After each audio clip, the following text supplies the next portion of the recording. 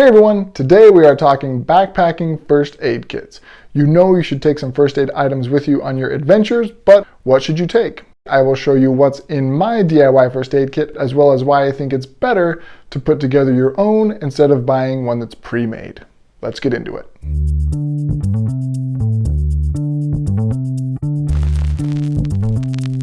For a few years, this is the first aid kit that I took on my backpacking adventures.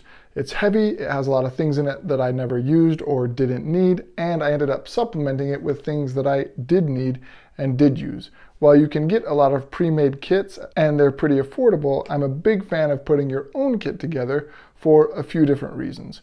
First, you'll probably save money. Pre-made kits can be expensive. Second, when you make your own, you can include the right items in the right quantities that you'll actually need. As a quick example, a lot of pre-made first aid kits only include 1 or 2 doses of certain medications. 3, when you make a conscious decision to include something in your first aid kit, you likely already know how to use it. And 4th, putting your own kit together makes it easy to refresh that first aid kit as you use up certain items. Once I put my own first aid kit together, it was so easy, I'd wondered why I'd waited so long to do it. So this is what is in my backpacking first aid kit. First up is moleskin, great for blisters, definitely a must-have. Next up is some gauze pads. I have a few different sizes here for different needs, but you'll definitely want some gauze pads. And then band-aids of various sizes. I do like having some big ones. I notice most first aid kits don't come with these larger ones, but I definitely like having some big band-aids as well as some standard size band-aids. And then butterfly bandages. These come in handy when you have a wound that you're trying to hold closed, something that a regular band-aid can't really do. And of course, some alcohol wipes. These are obviously great for cleaning and disinfecting a wound because you should do that before you wrap it up. Funny story about these, we lovingly refer to them as magic wipes in my family because on a trip to the Grand Canyon with my then 5-year-old daughter, that was the only way that I could convince her to let me wipe a scrape she had from falling down on a hike.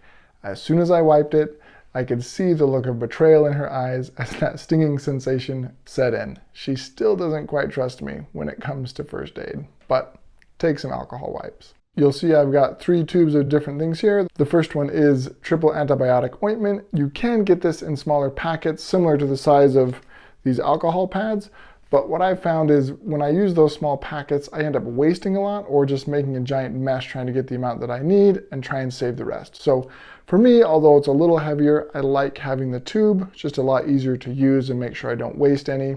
Next tube is some anti-itch cream. This is also really great.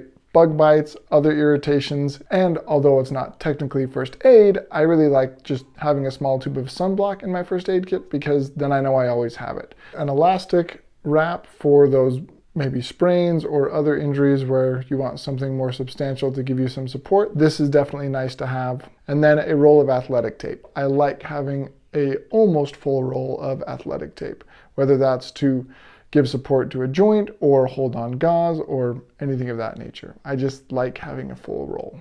Next up, again, although not technically first aid, some anti-chafe cream. My preference is squirrel's nut butter, and not just because the name is hilarious. This stuff is gold when you're on a long hike and you're starting to feel some irritation wherever it might be. I have the small one for my backpacking first aid kit, and then I just refill it as I need to from a larger one. And then some various medications.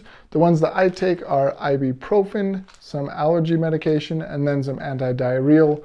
Again, this is an area where a lot of the pre-made kits don't include very many. You can see I've got quite a few ibuprofen here, and usually I'm gonna need more than 1 or 2 doses. Some allergy medication. I don't typically have problems with allergies, but sometimes people in my family do, so I always throw this in my first aid kit as well.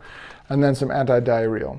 The only thing that can ruin a good backpacking trip faster than a blister is a case of the runs. So definitely include some anti-diarrheal. One more note on the medications, since you probably don't want to bring an entire bottle, I found these really nice pill bags at the grocery store. You can see they're really small and they actually have a place where you can label it as well. Whatever medications you're taking, make sure that they're labeled so that you know how to use them, or if somebody else is using them, they know what they are and what they can use them for.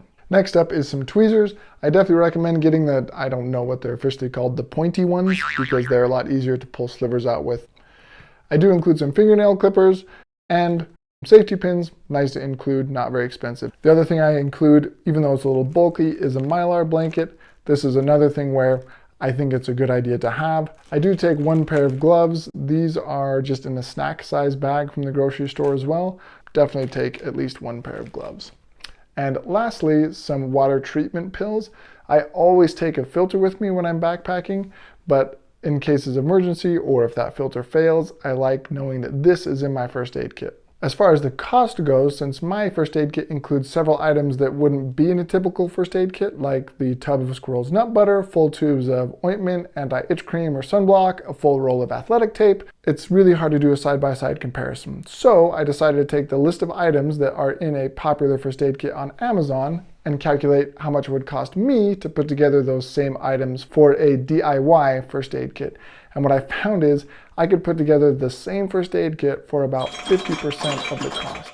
This kit cost me about $30 to put together, including everything that I've shown you, but about half of that cost is tied up just in the squirrel's nut butter and the water treatment tablets, which again, most first aid kits wouldn't even include those items. Without those two items, the cost of my first aid kit would be about $16. To carry it all, I used this little toiletry bag that I got off of Amazon for just a few dollars. The total first aid kit comes to about 480 grams or just over 1 pound. So there you have it. That's what is in my current backpacking first aid kit. I'm sure some people take more, some people take less. If there's something I missed that you would definitely never go backpacking without, let me know in the comments. I'd love to hear what you put in your first aid kit, and then I can think about what I might want to change about mine.